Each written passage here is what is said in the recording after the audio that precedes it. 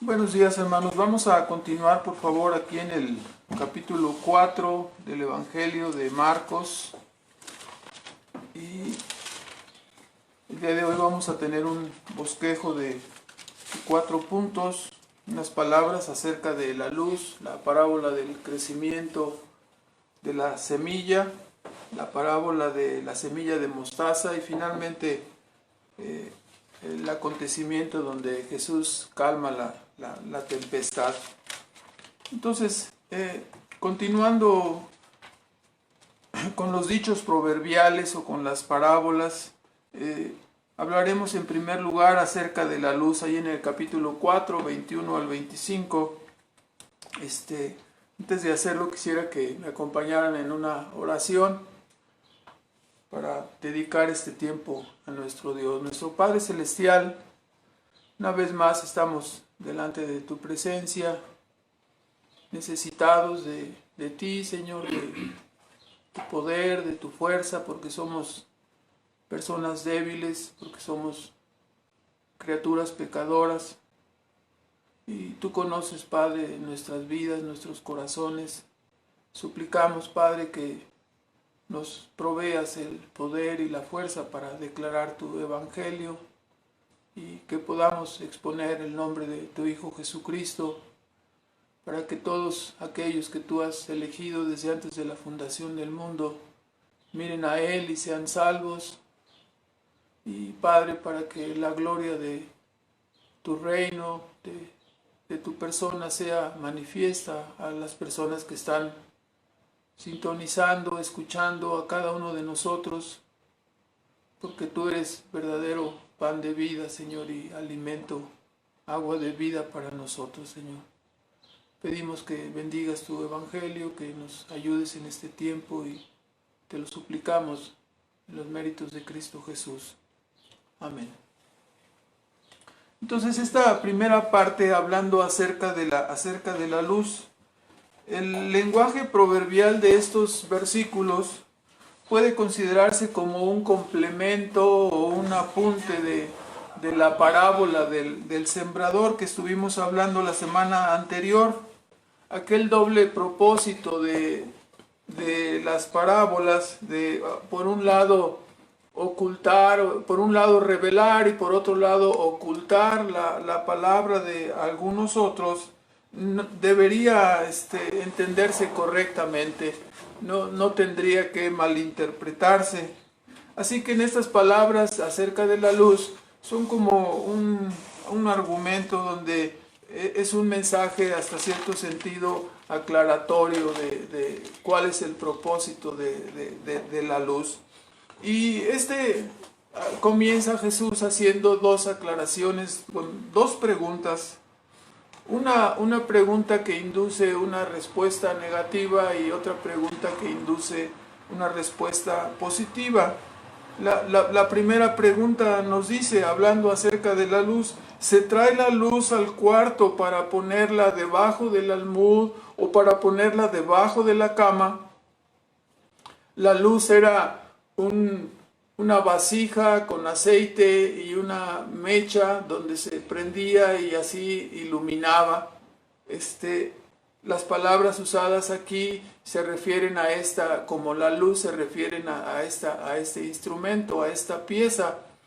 Y también la palabra almud es como una especie de un cubo de madera que se usaba antiguamente, todavía cuando yo recuerdo que era niño, mandaban a uno a la tienda a comprar, era un cuarterón, no era un almud, era un cuarterón, es una medida un poco más chica donde se echaba el grano y así se vendía por cuarterones. Así el almud era una medida, es un poco más grande. Y cuando Cristo dice se trae la luz y se pone debajo del almud, ¿sí? O se pone, el almud era eso, ¿no? Ese cubo grande donde se tomaban 9, 10 medidas, había medidas más grandes. Pero si se ponía eso debajo del almud, evidentemente no iba a funcionar la luz, tampoco si se ponía debajo de la cama. Si uno se atreviera a poner la luz debajo del almud lo que ocurriría fue que se apagaría. Eso es lo que ocurriría por la falta del oxígeno. Y evidentemente si se pone la luz debajo de la cama, ocurriría lo mismo, ¿sí? No tendría el propósito, porque hágalo usted en su propia casa, suponiendo que ocurra una de esas fallas que ocasionalmente se da, donde se suspende el fluido de la corriente eléctrica, entonces no hay luz en los hogares y uno va y prende una vela. Entonces, si usted pone esa vela debajo de la cama, ¿qué es lo que va a ocurrir? Pues es como si no tuviera la vela, no se vería nada. Entonces, la luz se colocaría, entendido, sobre el almud, no debajo de él, ¿verdad? Ahora, la segunda pregunta induce a una respuesta afirmativa. Usted dice, no es para ser puesta en el candelero.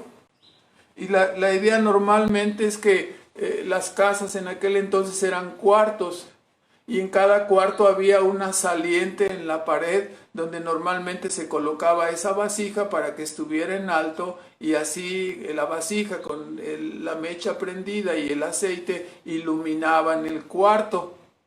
Entonces, esa parte, esa repisa, esa saliente, dice, ahí es donde se pone la respuesta. La pregunta es, es una pregunta que induce la respuesta positiva. No es para ser puesta en el candelero.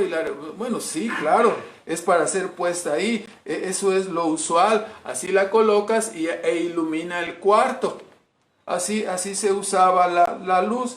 Ahora, en el versículo 22 y 23, Cristo señala que la luz de la verdad, la luz de la palabra de Dios, hace manifiestas todas las cosas. Dice, no hay nada oculto que no se haya de ser manifestado, ni secreto que no haya de descubrirse. Entonces, entendemos que la luz es para iluminar, la luz de la palabra es para revelar, la luz de la palabra es para hacer manifiesto. Como dice Hebreos 4, 12 y 13, ¿no? La palabra de Dios es viva y eficaz y más cortante que toda espada de dos filos, que penetra hasta separar, ¿no? la carne y el espíritu, todo lo escudriña.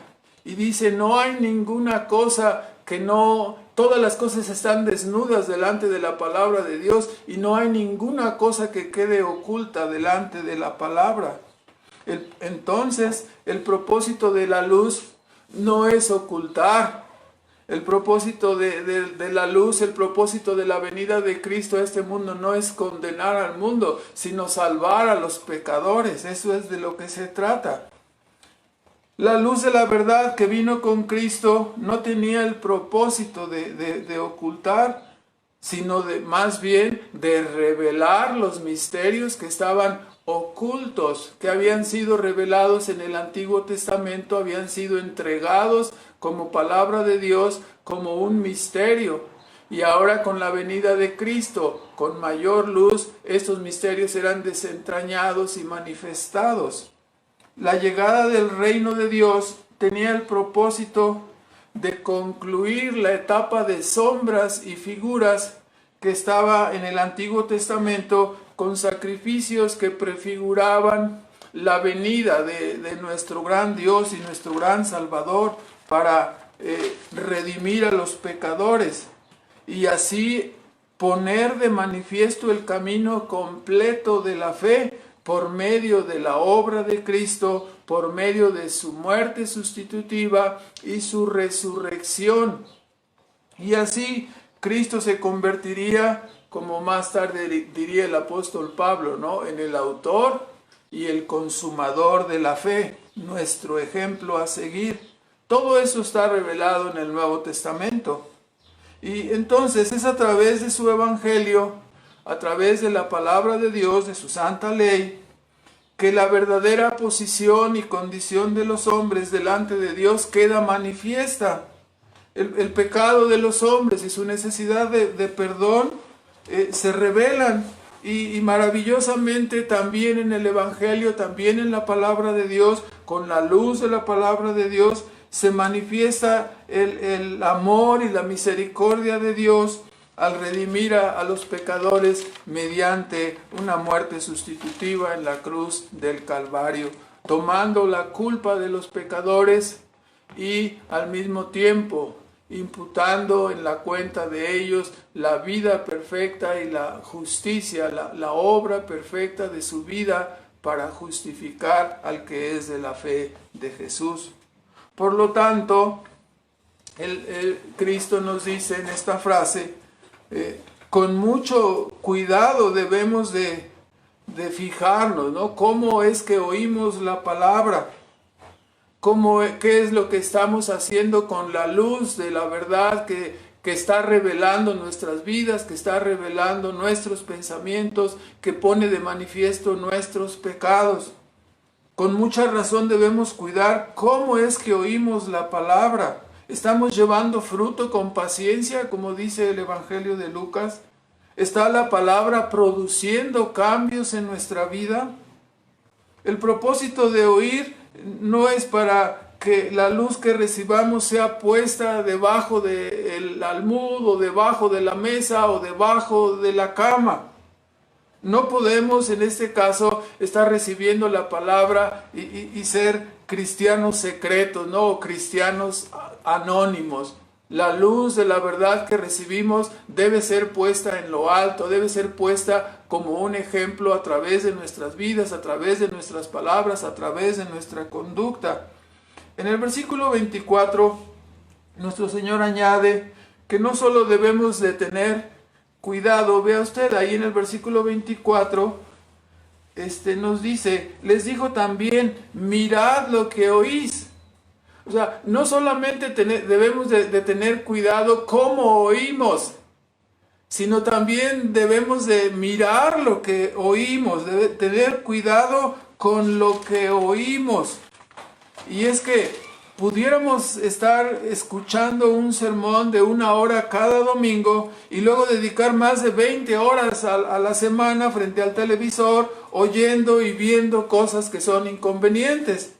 Sus telenovelas, sus llamados casos de la vida real, sus telechismes y mentiras, sus inocentes series infantiles, ¿no? Donde se justifica la homosexualidad, donde se justifica el lesbianismo, y ahí ponemos a los niños y también las personas a estar viendo esas cosas, ¿no? Entonces, un sermón a la semana de 1 hora, ¿sí?, contrastado con 20 horas dedicadas de esta manera, dice, debes de fijarte lo que estás oyendo, debes de fijarte lo que estás viendo. Agregue los que oyen el radio mientras trabajan o pueden estar viendo la televisión, la pantalla mientras trabajan.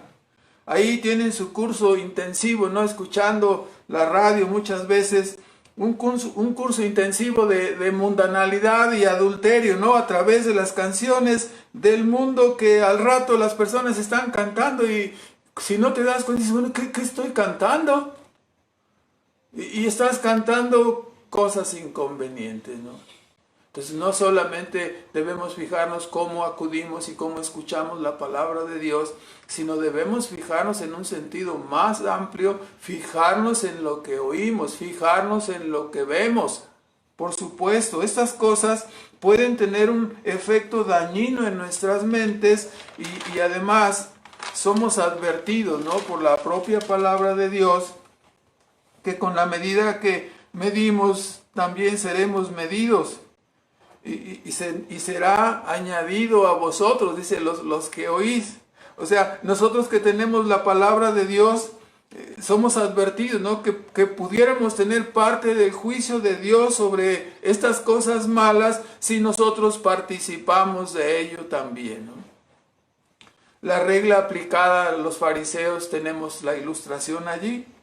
Ellos les fue quitada la palabra del reino, la palabra de Dios, y fue dado, ¿no?, a los que hicieren las obras, dijo Cristo, ¿sí?, a los pecadores, a las rameras, a los publicanos, a los que oyeron el mensaje, a los que recibieron la palabra, y les fue quitado a los soberbios, a los orgullosos fariseos, que habían tomado una interpretación incorrecta y esa palabra fue dada a otros, ¿no? Entonces somos advertidos. Ellos perdieron lo que tenían y el reino fue entregado a los pobres y a los menesterosos espirituales. Entonces, hermanos, toda persona que oye sin la intención de obedecer, toda persona que no pone cuidado en lo que está oyendo y que solamente oye para saber algo más, hermanos, el resultado será que la estructura de su vida está destinada a desmoronarse, porque no está oyendo para obedecer, no está oyendo para caminar en el camino de Dios, para adorar a Dios, para servir a Dios, no está poniendo por obra lo que oye. Entonces no puede haber crecimiento, no puede haber avance en su vida. Con razón dijo Cristo, fijaos cómo oís. Y no solamente dijo eso, dijo fijaos lo que oís. Hay las dos cosas y uno puede agregar ahí, fíjate lo que ves también y fíjate cómo vives, porque finalmente la luz de la verdad pondrá de manifiesto todas las cosas en el día del juicio. Nada quedará oculto, somos advertidos, todo se revelará, cómo oímos, lo que vimos, lo que hicimos. Todo quedará manifiesto. Evidentemente, vivir a la luz de esta enseñanza implica que los receptores de la verdad tenemos la responsabilidad no solamente de vivir bien conforme a la verdad, sino también de no ocultar la luz. Sino aquí sí se requiere compartir, ¿no? Ya ve la palabra tan usada. Ahora, me compartes esto y me compartes aquello por las redes sociales, ¿no? Aquí se trata de que si tú recibes la verdad y recibes la palabra en sí mismo, en tu vida, no la pongas debajo de la cama. Eso sí se trata de compartir la luz de la verdad que hemos recibido. Ahora, en segundo lugar, Cristo cita a partir del versículo 26 y hasta el 29 la parábola del crecimiento de la semilla. Es muy interesante que en este segundo punto, en la parábola del crecimiento de la semilla, esta parábola está registrada solamente en el Evangelio de Marcos y trata precisamente con el crecimiento de la semilla que es la palabra de Dios. Este es un asunto misterioso. Esto deja perplejos a científicos y a campesinos, ¿no? O sea, se prepara la tierra, se siembra, se riega, está listo y ponen la semilla, la sepultan y tan solo se echa la semilla así en la tierra, una semilla muerta, pero misteriosamente brota y crece para convertirse en una hojita, después en un pequeño arbusto con flores y con fruto. Y finalmente llega el tiempo de la siega. Esta es la ilustración que Cristo usó para hablar del crecimiento de la palabra de Dios en la vida de las personas que reciben ese evangelio en su corazón.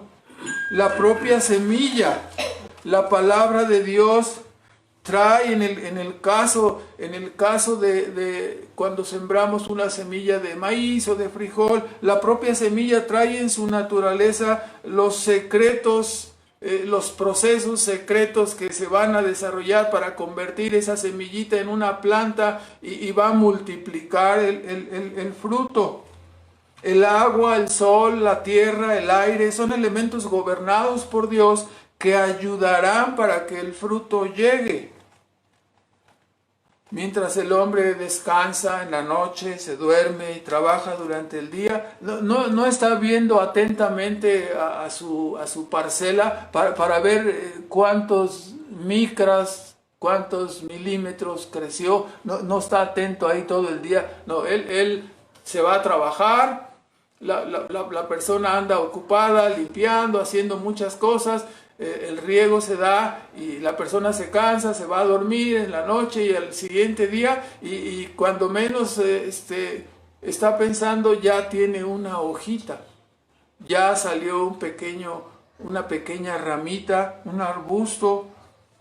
Así es el crecimiento, ¿no? de las ramas. así es el crecimiento de una semilla que sembramos, y así es el crecimiento también cuando la palabra es sembrada en nuestros corazones. Este proceso se va dando porque la palabra tiene en sí mismo el poder y la fuerza para salvarnos. Cada vez que no estemos ciertos de esto, recordemos cómo fue que Cristo, que el Señor al principio dijo, sea hecha la luz, se ha hecho esto, sepárense, y nosotros el puro poder de la palabra. La palabra en sí mismo tiene el poder para producir vida en nosotros, para transformarnos. Esto es maravilloso. Grande ánimo debe darnos escuchar esta enseñanza, porque el hombre moderno está acostumbrado a las estadísticas, a los resultados, es pragmático. Pero la palabra de Dios es poderosa en sí misma. Dice Isaías 55 en el versículo 10 y 11, en Isaías 55 y en el versículo 10 y 11, nos ilustra este punto comparando la palabra, ¿no?, con la lluvia, y cómo la lluvia cae en ciertos lugares y en otros no, y moja cierto terreno y otros terrenos no son mojados y no les hace producir. Así en el versículo 10 dice, así es la palabra, como desciende de los cielos la lluvia y la nieve y no vuelve acá hasta que harta la tierra y la hace germinar y producir y da simiente al que siembra y pan al que come. Y dice, así será la palabra que sale de mi boca, no volverá vacía, antes hará lo que yo quiero y será prosperada en aquello para que la envié. Y eso es lo que sucede cuando la palabra es sembrada. Prosperará para aquello para lo cual Dios la ha enviado. El predicador, claro, debe hacer su trabajo y esfuerzo en la preparación y en la entrega del mensaje, pero debe hacerlo consciente de que el resultado final está en las manos de Dios, no en las manos de los hombres. Dios es el que da la vida. El apóstol Pablo diría ahí en Primera de Corintios, en el capítulo 3, Primera de Corintios, en el capítulo 3 y en el versículo 5, ¿no?, cuando aquellos corintios que estaban en un estado infantil, peleando entre ellos, haciendo grupos en la iglesia, yo soy de Pablo, yo soy de Cefas, yo soy de Apolos, y el apóstol Pablo dice, no, se están equivocando. Sí, Pablo, Apolo, Cefas, todos somos solamente siervos de Dios. Dios es el que da el crecimiento, Dios es el que da la vida. Dice en el versículo 5, ¿qué pues es Pablo y qué es Apolos? Somos solamente ministros, esclavos, siervos, servidores, por los cuales habéis creído, y esto según lo que a cada uno concedió el Señor. Dice Pablo, yo planté, Apolos regó, pero ¿esto de qué sirve? Dios es el que da el crecimiento. Así, en una forma secreta, mientras es sembrada la palabra, va pasando el tiempo y esa palabra hace efecto en la mente, en la conciencia, en el corazón de la persona. Así que ni el que planta es algo, ni el que riega, sino que dice Dios que da el crecimiento. Esta es la ilustración que Cristo está poniendo. Todo depende de Dios. Todos los demás somos instrumentos. Para nosotros resulta sorprendente cómo es que la palabra llega a la vida de una persona, y tenemos toda una serie, ¿no?, de pasos cuando la persona es despertada de su sueño de muerte y hecha consciente de las cosas del más allá, de la vida espiritual, del cielo y del infierno, de la existencia de Dios. La persona por fin despierta, ¿no? Había vivido sin Dios en su noticia, pero de repente le impacta la palabra y la persona despierta, y a través de un proceso la persona es llevada en el temor de condenación, el temor de Dios, la convicción de pecado, la regeneración, hasta el punto que la persona llega al arrepentimiento y a la fe. Entonces, esto es muy sorprendente, todo este proceso. Y este proceso se da solamente a través de estar escuchando, recibiendo la palabra, obedeciéndola. La palabra creída y obedecida trae vida, ¿no? Eso lo entendemos. Mucho más sorprendente será cuando estos pecadores, salvados por la gracia, sean glorificados en la segunda venida de Cristo, que es el tiempo de la siega que está señalando Cristo en esta parábola, ¿no? ¿Sí? Primero siembra la semilla, luego es una pequeña ramita, luego crece, luego da fruto y ya llega el tiempo de la cosecha. En esta parábola Jesús usa el proceso de la siembra y la cosecha para ilustrar la llegada y triunfo del reino de Dios en la vida de una persona hasta su glorificación, ¿no? Esta es la ilustración puesta aquí.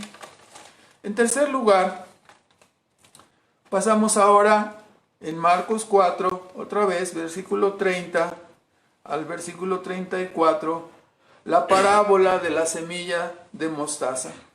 En esta parábola se ilustra el crecimiento y la expansión del reino de los cielos. Y dice Cristo, ¿a qué compararé el reino de los cielos? Dice, el reino de los cielos es como una semilla de mostaza que es proverbialmente, ¿no?, reconocida como una de las semillas más pequeñas entre las hortalizas. Entonces dice, es muy pequeña, pero ya una vez que empieza a crecer se hace un gran árbol, ¿no?, un gran arbusto, y los pájaros hacen sus nidos ahí, y las personas que requieren sombra se acercan allí para recibir el beneficio de la sombra de este árbol.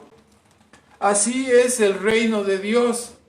Si nosotros recordamos en el Antiguo Testamento, el profeta Daniel fue guiado por Dios para mostrarle la interpretación al rey Nabucodonosor de aquel sueño que tuvo Nabucodonosor, y que muy hábilmente decía, díganme el sueño y díganme la interpretación. Entonces los intérpretes dijeron, bueno, dinos el sueño y ya te decimos la interpretación. Y él dice, no, me están queriendo engañar, díganme las dos cosas, si son sabios, que viene esto de ustedes, pues díganme el sueño y díganme también la interpretación. Bueno, conoce la historia, ahí está en el capítulo 2 de Daniel. ¿Cómo vio?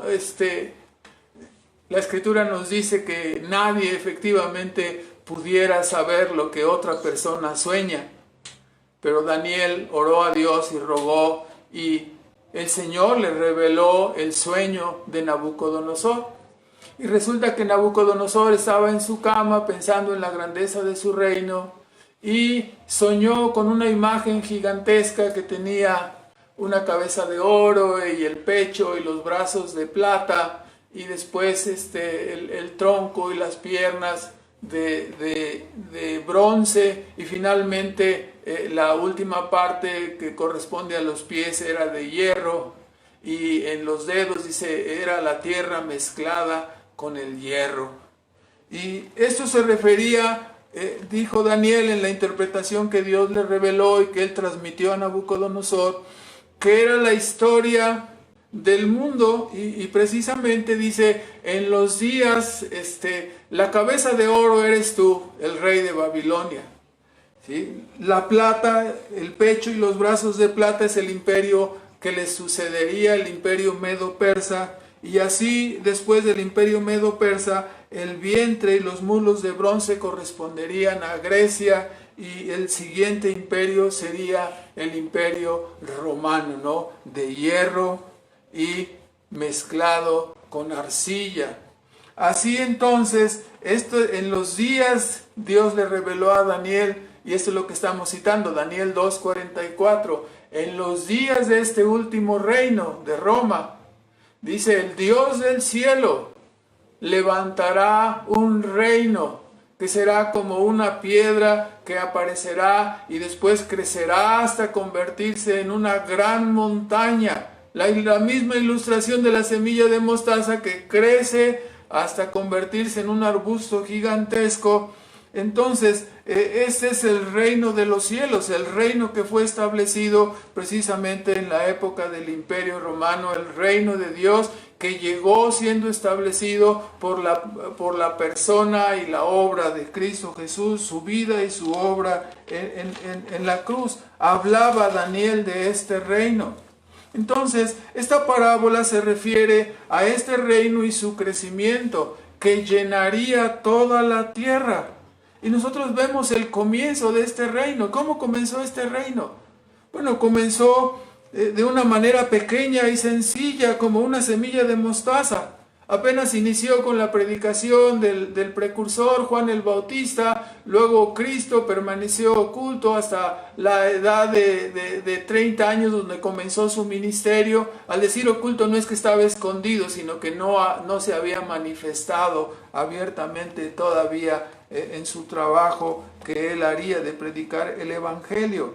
Él vivió como una persona normal y después vendría su ministerio y simplemente murió en la cruz. Es un acontecimiento. Si usted preguntara cuántos más murieron en una cruz hace 2000 años, muchísimos. Si lo vemos a la luz de la historia, aparentemente es un acontecimiento pequeño, es como una semilla de mostaza. ¿Sí? Y 12 hombres que vivieron, en su mayoría no muy preparados, se convirtieron en sus apóstoles y comenzaron a predicar el Evangelio. Así que el inicio fue como una semilla de mostaza, algo muy pequeño.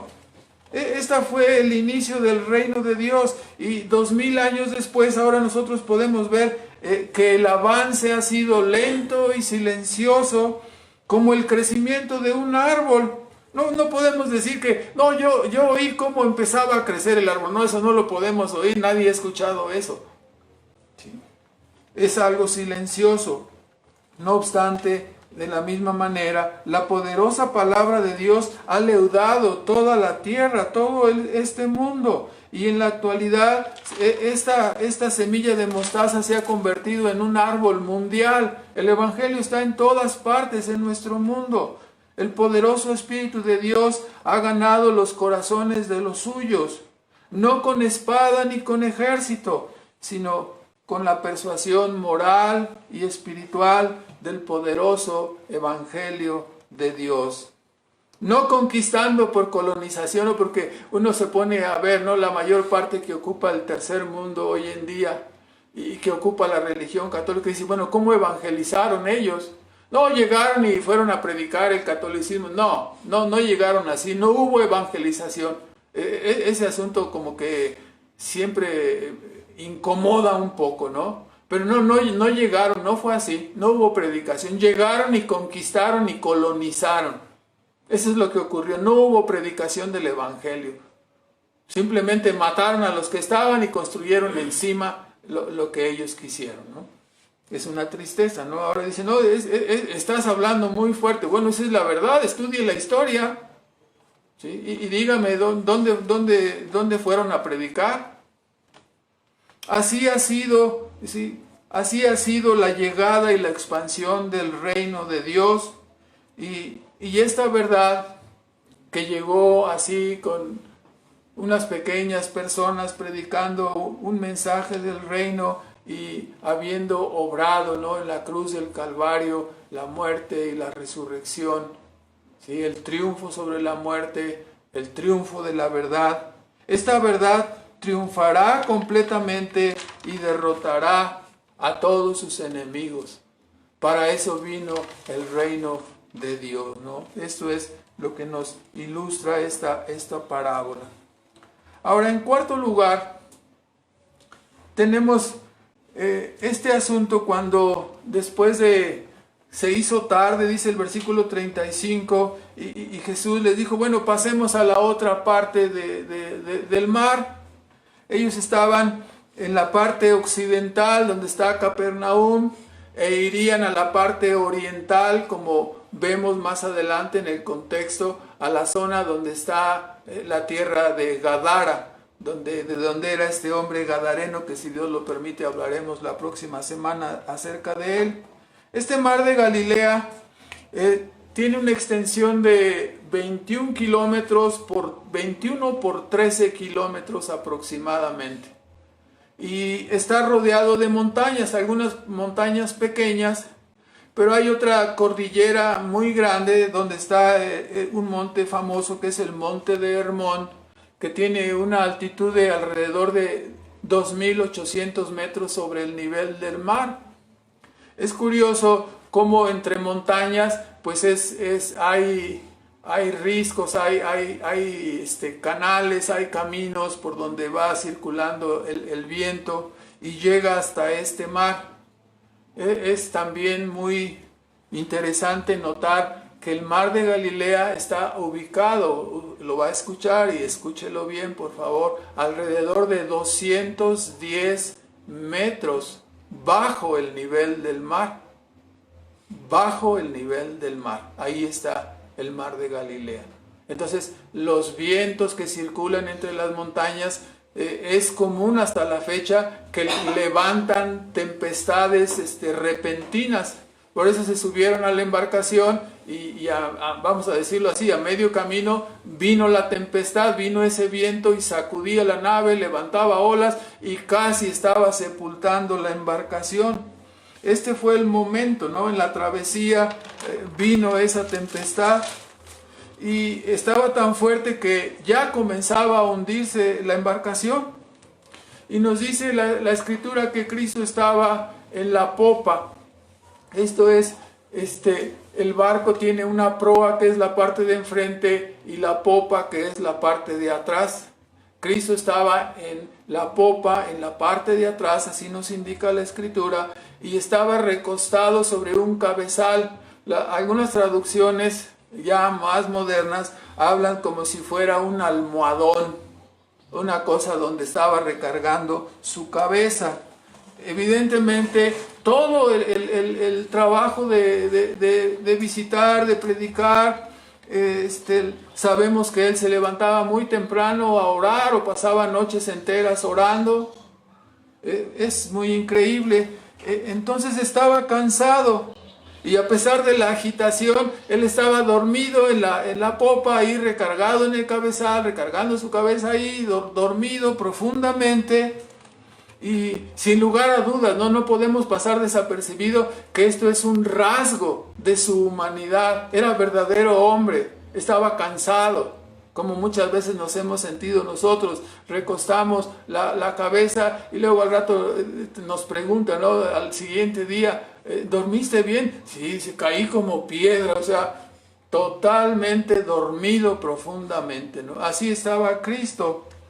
Y era hombre como nosotros, una naturaleza humana y una naturaleza divina, ¿no? La maravilla de maravillas, la unión de dos naturalezas, verdadero Dios y verdadero hombre, ¿no? Esta es la persona de nuestro Salvador, Cristo Jesús, único, nadie más ha tenido esas características. Bueno, se vino la tempestad y la escritura nos dice que tuvieron que despertarle y lo hicieron a la manera acostumbrada cuando hacemos los hombres que nos encontramos en apuros. ¿Sí? ¿Cuál es la manera acostumbrada? Pues nos dice ahí en el versículo 38, en la parte final, ¿cómo juzga usted la pregunta? Maestro, dice, ¿no tienes cuidado que perecemos? O sea, nos estamos hundiendo y tú estás allí dormido. Esto es un reclamo, esto es un reproche, evidentemente. ¿No te importa que nos hundamos? Y la realidad, ¿no? Cuando hacemos un repaso de lo que estamos estudiando en el Evangelio de Marcos, ver a Jesús echar fuera a los demonios, verlo hacer los milagros de sanidad, escuchar sus enseñanzas, orar junto a él, mirarlo, su vida, su persona, había impactado a estos hombres profundamente. ¿Cómo es que ahora, en medio de esa circunstancia, reaccionaron de una manera no adecuada? Y así tristemente reaccionamos muchas veces nosotros ante las dificultades, ante los problemas. ¿Por qué me pasa esto a mí? ¿No te importa que me esté pasando esto, que tenga esta enfermedad? Como que me estás descuidando un poquito, ¿no? Claro, dicen, no me estoy quejando, solo estoy preguntando o hablando, ¿no? Tratando de justificarnos, cuando en realidad estamos haciendo un reproche por lo que está sucediendo en nuestra vida. Es en esta circunstancia que Cristo se pone de pie y dice que reprende a los vientos y que habla al mar y se hace la calma, ¿no? Entonces, ellos se preguntaban, ¿no? Maravillados, ¿quién es este? O sea, ¿quién es? No habían escuchado lo suficiente, no habían oído lo necesario para concluir que era Dios venido a este mundo a salvar a los pecadores. Esto es algo que nosotros debemos escuchar. ¿Quién era Jesucristo? Sí, era un hombre que tenía una naturaleza humana como la nuestra, pero era Dios. Detrás de su naturaleza estaba su divinidad unida a esa naturaleza humana. ¿Sí? Se unió y experimentó la debilidad y todas las cosas que cada ser humano hemos atravesado aquí. Mucho peores atravesó él cargando el pecado de todos los que había de salvar. Una humillación terrible. El santo, ¿no? Se hizo pecador para redimir a las criaturas más indignas que conocemos como nosotros. Entonces él se levanta, hace una manifestación de su divinidad y la creación como al principio, como siempre antes de ser establecida. ¿Quién resiste a la voz de Dios? ¿Quién resiste a la orden y al mandato de Dios? Los elementos le obedecen, las aves, los animales, todo el reino está en sus manos. Así que habla al mar y habla a los vientos y estos le obedecen. ¿Quién es este? Es el Hijo de Dios, es lo que está hablando Marcos en su Evangelio. Este es el Hijo de Dios en quien debemos creer, en quien debemos encargar nuestras almas. Es el único que puede perdonar nuestros pecados, es el único que verdaderamente puede compadecerse de nosotros y identificarse plenamente con nosotros. Vienen dos preguntas después de que se hizo la bonanza, de que se hizo la calma. La pregunta dice en el versículo 40, ¿por qué estáis así amedrentados? 4:40 de Marcos, ¿por qué estáis así temerosos, miedosos, amedrentados? Y la pregunta de Jesús es, la segunda pregunta, ¿dónde está vuestra fe? ¿Acaso no tenéis fe? O sea, les está diciendo, nos está diciendo, esta es una circunstancia donde tú deberías haber aplicado, ¿qué cosa? La fe.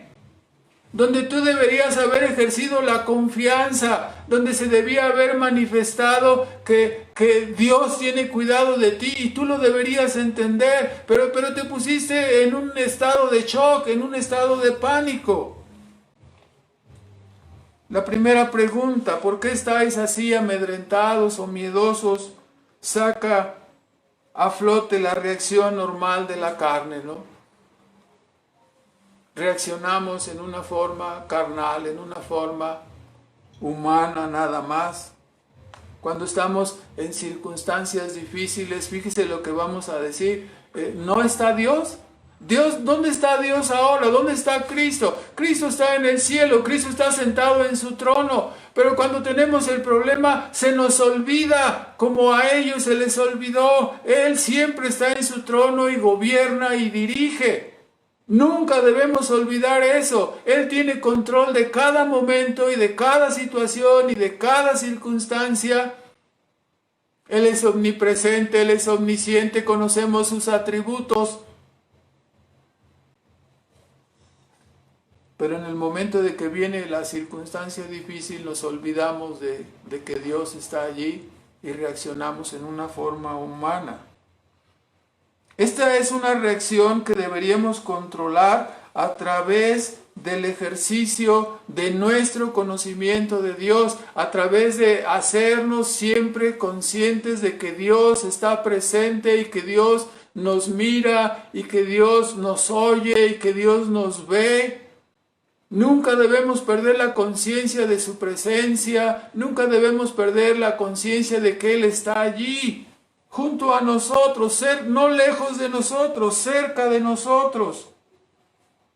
¿Y quién es Él? Es el Todopoderoso, es el Omnisciente, es el Omnipotente, es nuestro Salvador. ¿No gobierna todas las cosas? ¿No está sentado en el trono en el cielo? Y la respuesta es sí, sí, ya lo hemos escuchado, lo hemos leído, lo sabemos. Este tipo de reacción de miedo pasa por alto todo lo que sabemos de Dios. Nos portamos como si Él no existiera.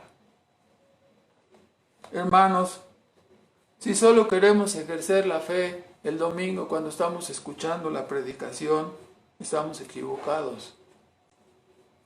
Jesús nos da a entender que la fe debe ser usada ¿cuándo? En todo tiempo, especialmente cuando estamos en problemas, en pruebas, en apuros. Debe seguir confiando, debe seguir mirando a Cristo. Allí debemos aplicar la fe, allí debemos de tener confianza, aunque nos rodee la adversidad, aunque estemos en aprietos.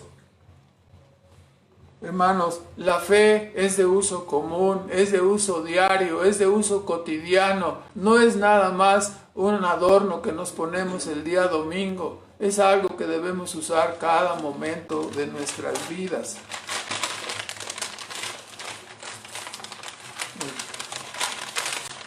Ahora, queda manifiesto entonces que hay ocasiones cuando dejamos de estar conscientes que Dios está con nosotros y entonces somos invadidos por el temor. ¿Cómo resolver esto? Bueno, se resuelve aplicando la fe, recordando quién es Dios y que Él está en su trono, en el cielo, gobernando y tiene cuidado de nuestras vidas. No dudemos, esta es la realidad.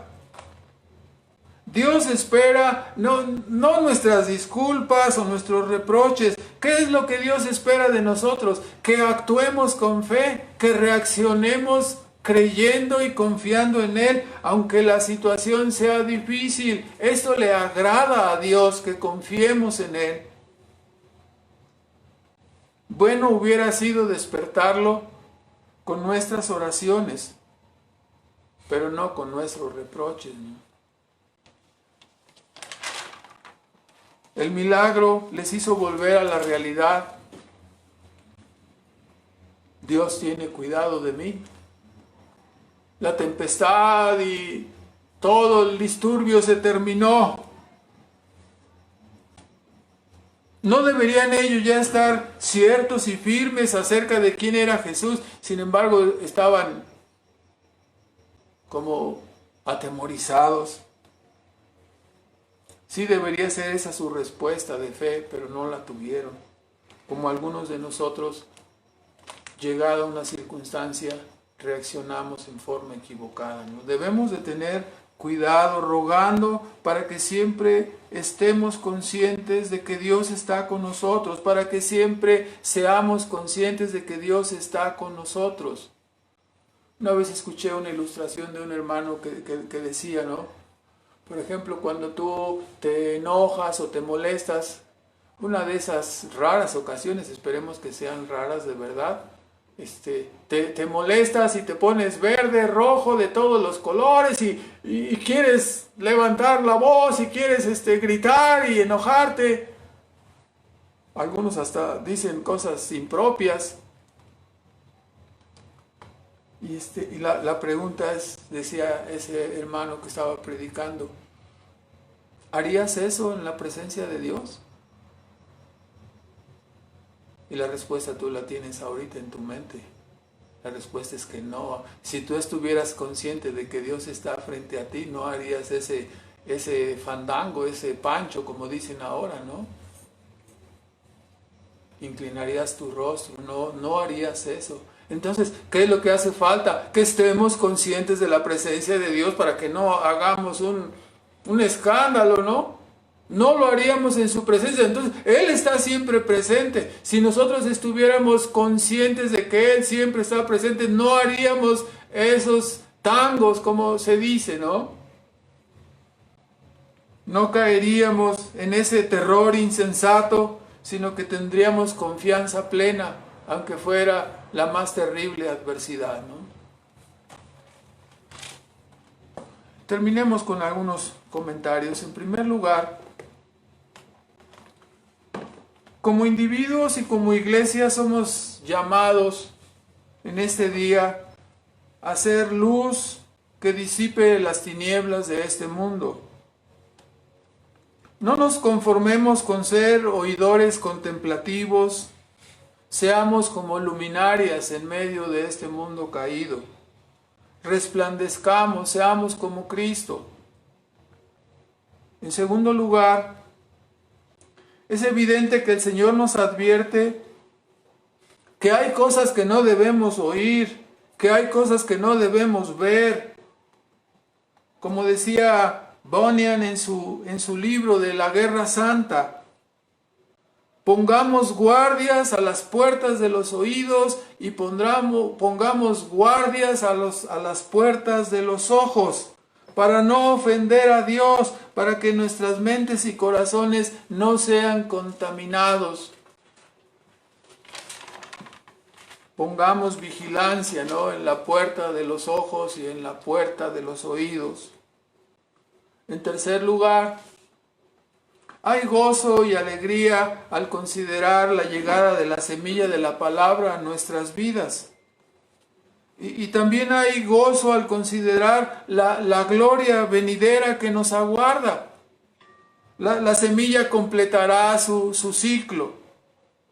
Sin embargo, este gozo se incrementa cuando recordamos de dónde nos sacó Dios y cuando consideramos que en realidad Él nos miró con afecto desde antes de la fundación del mundo.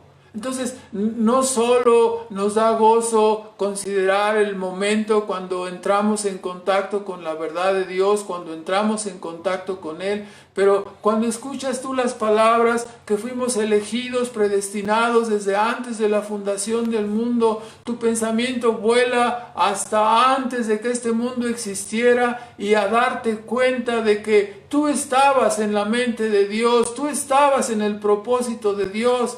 Esto quiere decir que cuando Él envió al sembrador, la semilla no fue tirada al viento, la semilla no fue tirada nada más así como porque sí, sino la semilla tenía una dirección y tenía una intención directa de caer específicamente en tu corazón para transformarte, para cambiarte, para salvarte y para llevarte a la vida eterna con Él. ¿Qué haremos con ello? ¿Jactarnos? ¿Qué nos queda decir? ¿Enorgullecernos de qué cosa? Tan solo podemos corresponder en amor y en servicio a Dios. Eso es lo que nos corresponde hacer. En cuarto lugar, aunque la palabra de Dios sea hoy menospreciada y venida a menos entre los seres humanos, quienes se han vuelto altivos y egoístas, como si no necesitaran a Dios. No obstante, hemos de decirlo, ¿no?, entendiendo la parábola de la semilla de mostaza. La semilla de mostaza sigue creciendo y el proyecto redentor de Dios está salvando a cada uno de sus hijos. La filosofía de la autonomía humana y la mundanalidad impulsadas desde el infierno no ganarán esta batalla. El caballo blanco del Evangelio salió venciendo y para vencer el proyecto de Dios sigue avanzando en una forma silenciosa. Su palabra sigue prosperando. Al final la Escritura nos dice: toda rodilla se doblará y confesará que Jesucristo es el Señor. Algunos lo harán en adoración. Algunos nos inclinaremos a Él porque amamos al que nos ha redimido, porque amamos al que nos ha salvado. Otros doblarán su rodilla con espanto, dándose cuenta de su perdición y dándose cuenta de su rebeldía contra aquel en cuyas manos estaba su vida. Mejor sería que hoy te vuelvas, si tú eres uno de ellos, que te vuelvas ahora a Dios buscándole para adorarle y no tengas que lamentar eternamente que te equivocaste en no buscarle, que te equivocaste en tu juicio acerca de la verdad de Dios, acerca de su palabra, que te equivocaste y que le diste la espalda. Mejor sería que lo reconocieras ahora, que te humillaras y que buscaras la salvación para que no seas menospreciado en el día que el Señor venga y entonces sea ya algo irremediable. Finalmente, estemos velando y orando para que cuando el día de la prueba llegue, no nos sorprenda. Para cuando en el momento de aplicar la fe estemos prestos a reaccionar correctamente, como en la presencia de Dios, y no reaccionemos como si estuviéramos descuidados, como si Él no estuviera ahí. En cada momento y en todo tiempo debemos estar listos para aplicar la fe. Miremos siempre a nuestro poderoso Señor, sentado en su trono de gloria y haciendo que todas las cosas, obren para el bien de los que Él ama, para el bien de los que Él ha escogido. Demos gracias a Dios por su palabra, hermanos.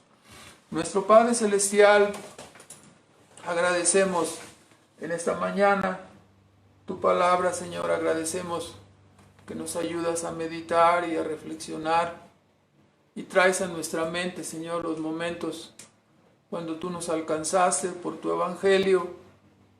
Y damos gracias, Padre, nos humillamos delante de ti y reconocemos que estamos en tus manos, Señor, y que tú puedes hacer lo que tú quieras con nuestras vidas, que tú eres el Rey y el dueño de nuestras vidas y que las usarás conforme a tu deseo, Señor. Ayúdanos a confiar y esperar, sabiendo, Señor, que tú nos llevarás a puerto seguro y que las pruebas, Señor, fortalecen y fortifican nuestra fe y nuestra confianza en ti, y a través de ello nosotros adquirimos experiencia espiritual para enfrentar con fe, con entendimiento, cada área de nuestras vidas, Señor. Te bendecimos por ello y te damos las gracias por tu palabra en el nombre de Cristo Jesús. Amén.